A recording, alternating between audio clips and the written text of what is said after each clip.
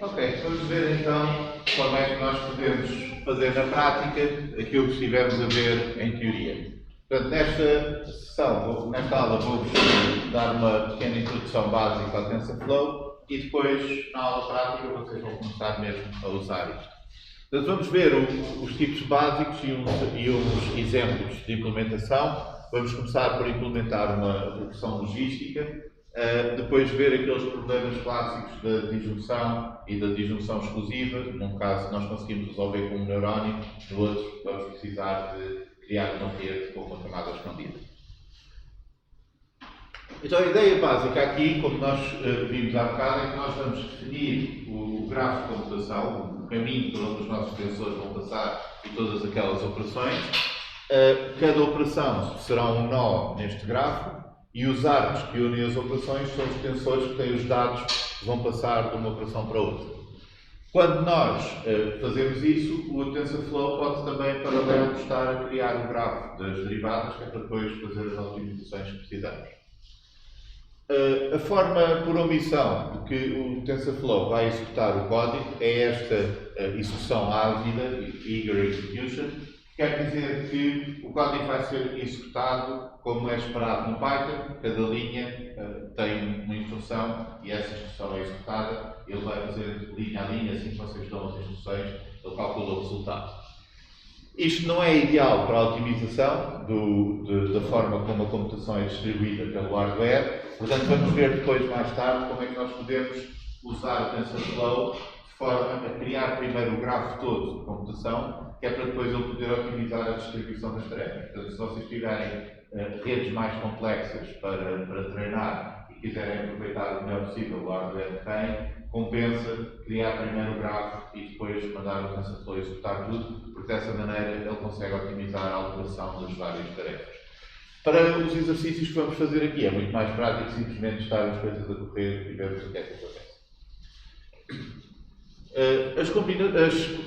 Cálculos, as computações do TensorFlow são definidas encaixando estas várias operações com os tensores. Portanto, aqui temos um exemplo em que criamos duas constantes, A e B, são constantes do tipo TensorFlow, portanto, isto são tensores deste género que o TensorFlow cria. Podemos pôr aqui os valores que lhes atribuímos, podemos pôr ou não o tipo. Basicamente, nós vamos usar float 32. Se vocês usarem GPU, aceleração por GPU, isto será o mais usado, porque é aquele que é usado nativamente no GPU. Podemos dar nomes aos nossos tensores e assim. E depois temos também operações que vamos aplicar aos tensores. Neste caso, estamos simplesmente a fazer uma soma dessas duas constantes. Isto no TensorFlow, na versão que nós estamos a usar, as versões mais recentes, a execução, se vocês executarem o código, ele vai lá calcular os resultados. Portanto, nós podemos pedir aqui qual é que é o total. O total também é um tensor, todos estes objetos são tensores. Neste caso, tem o valor de 7 e é deste tipo. Portanto, é só um número, não tem dimensões, tem o valor de 7. Todos os tensores têm este atributo NumPy que permite obter o valor que está lá guardado como um objeto, como um array do NumPy, ou como um nulo. Portanto, neste caso, é um tensor sem dimensões, é só um escalar. Se for um tensor com mais dimensões, vem como um array do NumPy. Mas notem que o objeto tensor é diferente do array do NumPy, porque são estes objetos que fazem todo aquele trabalho de manter o registro das operações que estamos a usar, das derivadas, todas essas coisas. Portanto, é importante usarmos estes objetos de tensor no TensorFlow quando estamos a implementar as coisas a baixo nível. Podemos ir acrescentando, por exemplo, aqui acrescentei no grafo de computação uma multiplicação por este C e agora temos aqui esta operação de multiplicação chamada result e este será o grafo que nós temos aqui na computação. Nós depois vamos ver como é que vocês podem criar estes grafos, basicamente é com ligação ao TensorBoard e vocês podem criar toda a computação e depois exportar o boneco que representa estes grafos. Se vocês usarem este método, o NumPy do tensor, vocês podem ir buscar o resultado mesmo só com o número ou com o array do NumPy. Portanto, se quiserem no fim extrair lá os números. Então vamos ver como é que nós podemos usar o TensorFlow para implementar uma versão da regressão logística que funciona da mesma maneira, simplesmente é treinada como uma rede neuronal com Stochastic Gradient Descent. Portanto, o que nós temos aqui.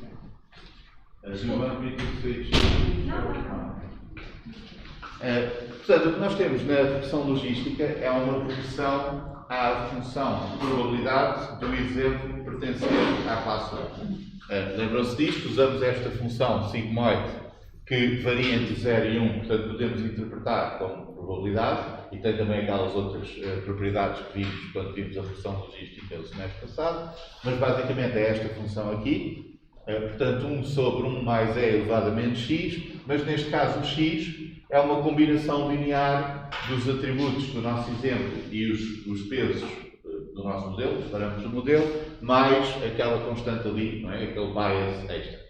Portanto, nós podemos modelar isto simplesmente com um neurónio que faz esta operação aqui, aplicando-lhe uma função de ativação sigmoide. Portanto, um neurónio com uma função sigmoide é um modelo equivalente à regressão logística. A diferença agora é que, em vez de cálculo dos parâmetros do modelo ser feito resolvendo as equações como na regressão logística tipicamente se faz, vamos treiná-lo com Stochastic Gradient Descent usando o TensorFlow. Portanto, vamos descobrir quais são os melhores parâmetros aqui, minimizando esta função de custo, esta logistic loss, que consiste em multiplicar o valor da classe de cada um dos exemplos, que será 0 ou 1, pela previsão que nós temos aqui na nossa função. Portanto, este GN será a previsão da rede, que vai entre 0 a 1, é a probabilidade de pertencer à classe 1, será multiplicado por 1 se o exemplo for da classe 1. Se o exemplo for da classe 0, então temos aqui este 1 menos o 0 e multiplicamos pelo logaritmo de 1 menos aquele output da nossa função. Estamos a minimizar esta função, mas ela tem ali um menos antes, não é? Portanto, basicamente o que nós queremos é que a nossa rede dê uma probabilidade alta àqueles que são da classe 1 e uma probabilidade baixa àqueles que são da classe 0.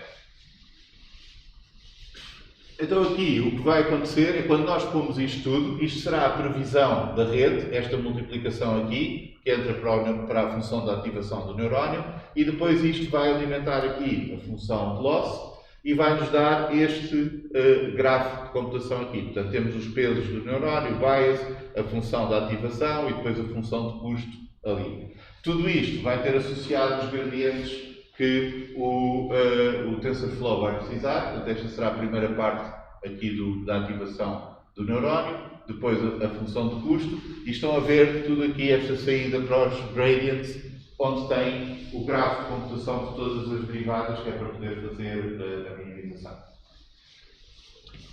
Portanto, o que nós precisamos apenas é de implementar esta parte e automaticamente o TensorFlow tem maneira depois de ir buscar todos os gradientes que precisa para ajustar os parâmetros que nós quisermos ajustar. Então o que vamos fazer é, primeiro, carregar os nossos dados, pode ser aquele conjunto de dados dos genes que nós já usámos umas vezes, este aqui, e vamos standardizá-los. Portanto, isto vocês já fizeram várias vezes, vamos ler o ficheiro, vamos separar aqui a última coluna, tem as classes, esta aqui tem uns e zeros. As primeiras duas colunas são atividades, são os níveis de expressão dos genes, numas unidades arbitrárias, mas nós vamos aqui standardizá-los. Portanto, standardizamos os valores dos atributos, deixamos as labels da classe, o 0 e 1 original, e agora vamos criar o nosso modelo. O nosso neurónio vai ter um vetor coluna com dois parâmetros. Isto porque os nossos atributos são dois, portanto nós vamos ter matrizes com N exemplos em que terão duas colunas e em cada linha serão um dos exemplos. Então vamos precisar de dois pesos no nosso neurónio para multiplicar por estes dois valores e eles têm de estar numa coluna para fazermos a multiplicação das duas matrizes. Então vamos criar aqui esta variável weights, que vai ser uma variável do TensorFlow, vai ser inicializada com uma distribuição normal, centrada no 0 no desvio padrão 1, nesta forma. Portanto, vai ter duas linhas e uma coluna. Vai ser uma matriz de duas dimensões, com duas linhas e uma coluna. Vamos lhe dar este nome, que depois aparece no grafo, e vamos criar também esta variável, que vai ser uma variável do TensorFlow, começa a 0 e chamamos bias. Portanto, esta será aquele valor extra que nós somamos, o bias do neurónio. Essa pode começar a 0, a outra começa com valores aleatórios. E precisamos de implementar esta função aqui, que é que nos dá a previsão da probabilidade de pertencer à classe 1 para uma matriz com um número de exemplos. Para fazer isso, temos que calcular primeiro esta parte e depois aplicar a função sigmoide da ativação para termos aquele resultado. Então a implementação disto será assim. Nós vamos assumir que recebemos ali uma matriz X que não é necessariamente um tensor. Pode ser uma matriz do NumPy que nós lemos no ficheiro ou algo assim. Então a primeira coisa que vamos fazer é criar uma constante do TensorFlow, um tensor, a partir dessa matriz e vamos criá-la também com esta precisão, float 32. Se vocês quiserem usar GPU, é o que dá mais jeito. Depois vamos fazer aqui esta operação, esta que está aqui. Vamos fazer somar ao produto das duas matrizes aquele bias. Então vamos fazer com as operações do TensorFlow, add este produto do tensor com os atributos dos nossos exemplos e o tensor com os pesos do nosso neurónio e vamos somar o tensor do bias a isto. E podemos até chamar a esta operação, será aquele net, a soma ponderada que vai entrar para a função da ativação. E depois vamos devolver a ativação sigmoide, que está aqui nesta função do TensorFlow, aplicada àquela matriz. Notem que se nós tivermos vários exemplos no X, aquilo vai nos dar uma matriz com uma coluna com os vários valores do neurónio que entram para o neurónio para cada um dos exemplos do nosso conjunto de exemplos. Portanto, nesta matriz vamos aplicar a sigmoide para cada um desses valores e depois, se nós queremos comparar isto com o vetor dos y, nós temos aqui, criamos um vetor com as labels das classes que nós temos. Nós temos de ter cuidado porque isto vem como uma matriz com duas dimensões. Ela só tem uma coluna, mas é uma matriz bidimensional. Então vamos fazer aqui um reshape para converter isto num vetor. Vai ter só uma dimensão e este menos 1, lembram-se do reshape, diz que é para pôr quantos elementos for preciso para caber toda lá dentro. Portanto, na verdade, do nosso ponto de vista, não mudámos nada porque ela é uma matriz só com uma coluna e agora passamos para um vetor, continua a ser, está tudo a direito. Mas para o TensorFlow faz diferença. Quando nós vamos usar aquelas operações, uma matriz ou uma coluna é diferente de um vetor e depois não conseguimos encaixar bem para fazer, por exemplo, somas ou diferenças ou multiplicações de elemento a elemento, etc. Ok, então aqui nós temos a nossa previsão que pode receber uma matriz com os atributos de um conjunto de exemplos e devolve o resultado da ativação sigmoide aplicada a todos esses como um vetor. Agora vamos criar aqui a função de custo. É esta função que nós temos aqui, não é? a logistic loss.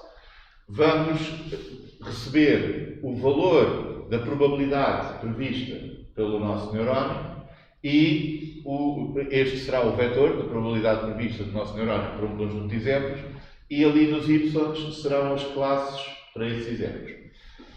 E vamos fazer basicamente isto, que é a média daqueles produtos com os logaritmos, portanto podemos fazer desta maneira, menos a média, é este o reduce mean, do produto elemento a elemento daqueles targets, portanto das labels que nós temos para os nossos exemplos, que podem entrar ali, aquele y pode ser um vetor do NumPy, portanto não queremos usá-lo diretamente aqui, vamos fazer da mesma maneira como fizemos com o x, criar ali um tensor a partir desses valores, porque estes objetos são necessários para fazermos estas operações.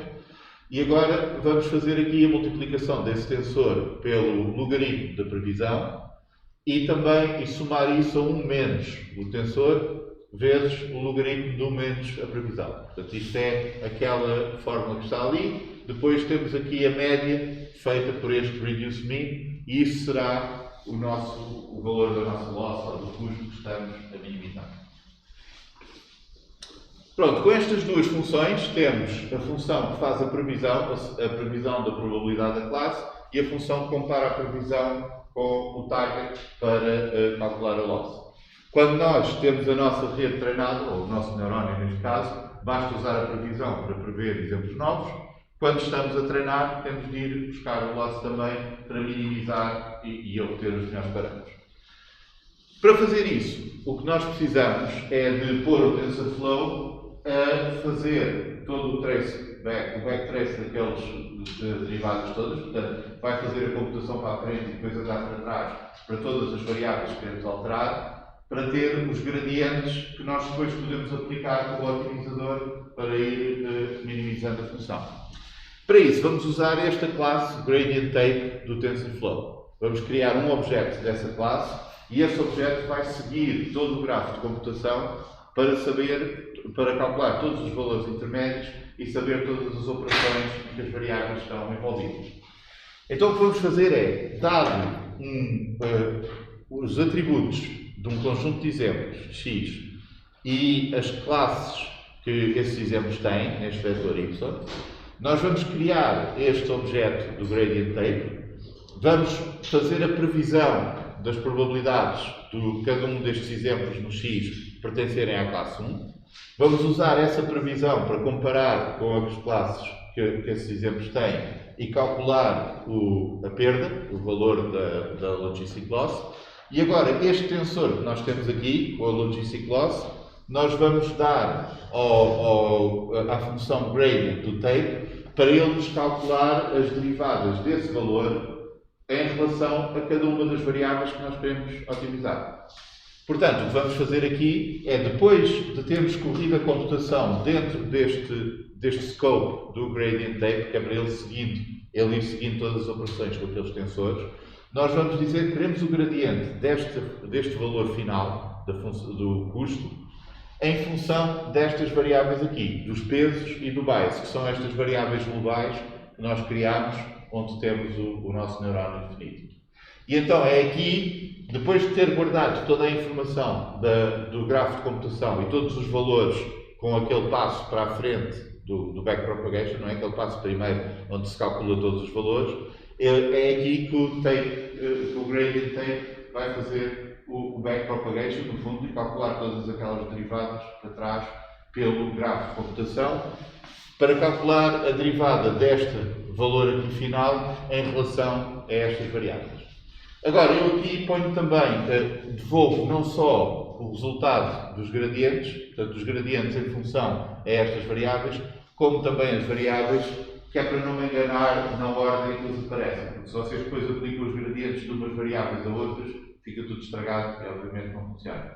Portanto, isto é só um auxiliar, um truque que eu faço, que é para ter as coisas todas na mesma linha e não me enganar depois quando vou fazer aqui o ciclo de treino do modelo. O ciclo de treino, nós vamos criar um otimizador. O otimizador é o objeto que vai aplicar a informação dos gradientes para atualizar os pesos do modelo. Porque notem que vocês depois podem usar momentum, podem usar outras coisas assim, diferentes valores do parâmetro do learning rate, etc. E isso já está tudo do lado do otimizador. O gradient tape só está a fazer as derivadas, não sabe ainda como usá-las. E o que vamos fazer é definir aqui, neste caso eu vou usar um batch size de 1, portanto só estou a dar um exemplo de cada vez, mas podem experimentar com outros. Calculo quantos batches é que preciso por cada época, quantas épocas é que quero treinar, e agora nesta função vou fazer um ciclo para todas estas épocas, vou criar aqui um índice com 0, 1, 2, etc., até o número de exemplos que tenho no meu conjunto de treino, mas depois vou baralhar esse índice que é para a cada época eu estou a seguir por ordem diferente os conjuntos no exemplo de treino. E agora vou fazer, para cada batch que eu preciso, vou começar numa posição no índice que depende do tamanho do batch, portanto, inicialmente começo na posição 0, depois começo mais à frente, tantos quanto o tamanho do batch, e assim por diante, e vou extrair da minha matriz dos atributos e das classes aquele lote de exemplos. Portanto, vou desde o início até o início mais o tamanho do batch, dentro dos índices que estão baralhados, porque a cada época eu vou buscar exemplos em sítios diferentes. Agora, tendo o meu lote, tenho um conjunto de exemplos das features do exemplo e tenho um conjunto das classes desses exemplos, vou passar para aquela função grad, que recebe os atributos e as classes e que calcula as derivadas. Portanto, aqui vou obter os gradientes, as derivadas em função às minhas variáveis, e obtenho também uma lista aqui com as variáveis pela mesma ordem que eu dei ao gradient take. Isto é importante porque agora o otimizador, neste caso, no seu caso de gradient descent, precisa de receber uma lista de tuplos em que eu lhe digo qual é o gradiente e qual é a variável correspondente. E essa não pode estar baralhada, porque ele depois vai aplicar aqueles gradientes àquelas variáveis. Então, para isso, vou usar aqui o zip. Tenho aqui uma lista dos gradientes e tenho uma lista das variáveis. O zip o que faz é, dado um conjunto de listas, vai criar uma lista com tuplos, tirando por ordem os elementos das listas que nós damos como argumento. Portanto, o primeiro tuplo será o primeiro elemento de cada uma das listas, o segundo tuplo será o segundo elemento, e assim por diante. Portanto, tenho aqui a lista dos gradientes das variáveis. Isto vai ser uma lista com o primeiro gradiente com a primeira variável, depois o segundo gradiente com a segunda, etc. E é isso que eu vou dar ao otimizador para aplicar os gradientes. Agora, porquê é que isto está separado, as variáveis e o otimizador? É porque o otimizador pode ser bastante mais sofisticado do que simplesmente aplicar as derivadas. Nós vimos anteriormente, por exemplo, no caso do balanço, não é? Do momento. Se vocês usarem isso, o otimizador tem que se ir lembrando do que é que aconteceu antes, qual é que era a velocidade que tinha, etc. Portanto, nós temos que criar aqui o otimizador e depois usar o mesmo durante todo o treino para ele poder fazer essas contas. No final de cada época, depois de passarmos todos os batches, nós podemos fazer uma previsão de todos os nossos elementos do conjunto de treino e calcular a loss para todos esses. Portanto, aqui no fundo estamos a ter o erro de treino. Notem que isto já é fora do gradient take, porque nesta fase só estamos a fazer uma medida do valor médio da função de custo para o nosso conjunto de treino, simplesmente para vermos o que é que está a acontecer em cada época. Não estamos a usar isso para treinar a rede. E depois podemos fazer só o print nesta época, temos esta loss, etc. E isto será aproximadamente o que deve acontecer. Vocês começam com um erro alto, isto são as épocas, temos aqui 50 épocas, ele depois começa aqui a estabilizar, e enquanto está a diminuir aqui o erro, está a diminuir o erro porque está a alterar os parâmetros que nós temos, os pesos e o bias, e isso faz mexer ali aquela fronteira entre as duas classes e reduzir o erro de classificação. Então, nós podemos usar isto também para resolver o problema do OR. O OR tem este conjunto de dados, digamos assim, são os dados falsos, mas 0 ou 0 é 0, portanto, falso ou falso é falso, falso ou verdadeiro, verdadeiro ou falso, ou verdadeiro, verdadeiro, todos esses são verdadeiros. Portanto, temos, o primeiro tem a label de 0, todos os outros têm um 1, e isto serão as coordenadas dos pontos. E agora podemos fazer a mesma coisa aqui, criamos a nossa variável, temos a previsão e a loss. Neste caso, só para fazer uma coisa diferente, eu pus a loss com o erro quadrático médio. O que estamos a fazer aqui é que temos esta saída sigmoide do nosso neurónio, que vai entre 0 e 1, e nós queremos que ela se aproxime o mais possível de 1 nestes exemplos e o mais possível de 0 nos outros. Nós vamos ver mais tarde que, para classificações, o erro quadrático médio, em rigor, não é a função correta. Mas, para agora, como é só para brincar aqui um bocadinho com o TensorFlow, estou só a mostrar que vocês podem depois mudar ali as funções de loss, fazer como quiserem, que ele funciona a mesmo. E neste caso acaba por funcionar também porque o erro quadrático médio vai puxar para os valores que nós queremos. Depois, mesma coisa aqui, vamos usar o gradient tape para nos dar as derivadas, vamos usar o otimizador. A única diferença agora, precisamos de muito mais épocas porque o nosso conjunto de treino é muito pequenino, só temos 4 exemplos, não é, para esta função lógica. Mas fazemos a mesma coisa aqui, o treino é igual, e agora temos aqui o exemplo, novamente está a diminuir o erro e ele está a pôr a fronteira de maneira a separar o falso dos três verdadeiros dele. Se tentarmos fazer isto com o O exclusivo, é fácil, é só alterar ali as labels, portanto a única diferença é que o O normal, quando os dois são verdadeiros, também é verdadeiro. No O exclusivo, quando temos dois verdadeiros, a label é falso. Portanto, só é verdadeiro quando eles são diferentes. E aqui temos este problema. Estão a ver que o erro converge para 0,25. Outra razão pela qual eu pus o erro quadrático médio aqui, apesar de não ser mais correto na classificação, é porque é fácil de interpretar. 0,25 é o quadrado de 0,5, o que quer dizer que ele basicamente não está a acertar nada, está a fazer ok. Portanto, convergiu para um erro de 0,5, que é o melhor que ele consegue, porque é pôr-se ali no meio e não consegue separar estes dois conjuntos com uma reta.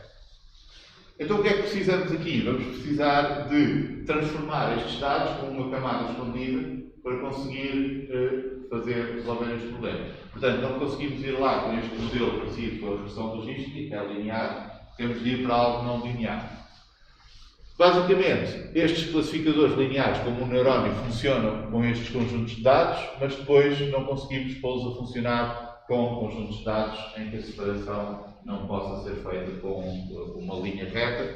E então aqui vamos precisar de, neste caso vamos usar um multilayer receptor, portanto vamos simplesmente pôr mais camadas completamente ligadas para que as primeiras camadas transformem os dados da maneira como precisamos. Por exemplo, aqui, se nós usarmos uma camada escondida, este é o neurónio que nós já tínhamos, tem estes pesos, só que em vez de estar a ver o input, os valores originais, está a ver a transformação que estes dois neurónios fizeram. Se estes neurónios conseguirem transformar os dados de maneira a torná-los facilmente separáveis, então o outro neurónio no fim consegue resolver o problema da classificação. Portanto, aqui vamos usar o O exclusivo, por exemplo, que nós sabemos que não conseguimos resolver só com um neurónio. Vamos criar uma camada com dois neurónios, as funções vão ser muito parecidas, só que agora temos mais variáveis para pesos e bias da outra camada escondida, mas é só alterar aquela função de previsão, a função de loss pode ser a mesma, e o resultado aqui é que vamos ter uma fase inicial de treino em que a primeira camada está a tentar aprender uma representação dos dados que seja útil para o neurónio final, mas depois, assim que isso começar a funcionar, rapidamente o erro decresce. Notem que aqui estamos com muito mais épocas. Vejam que nós conseguimos treinar o O em cerca de 1000 épocas. E agora, aqui para treinar o O exclusivo, nós estamos a precisar de 20.000 épocas até aqui. Portanto, para aí umas 10.000, 15.000 precisamos para ele aprender. Porque agora há uma camada que está a aprender uma representação e a outra que está a aprender a classificar, mas elas têm de combinar as coisas bem uma com a outra.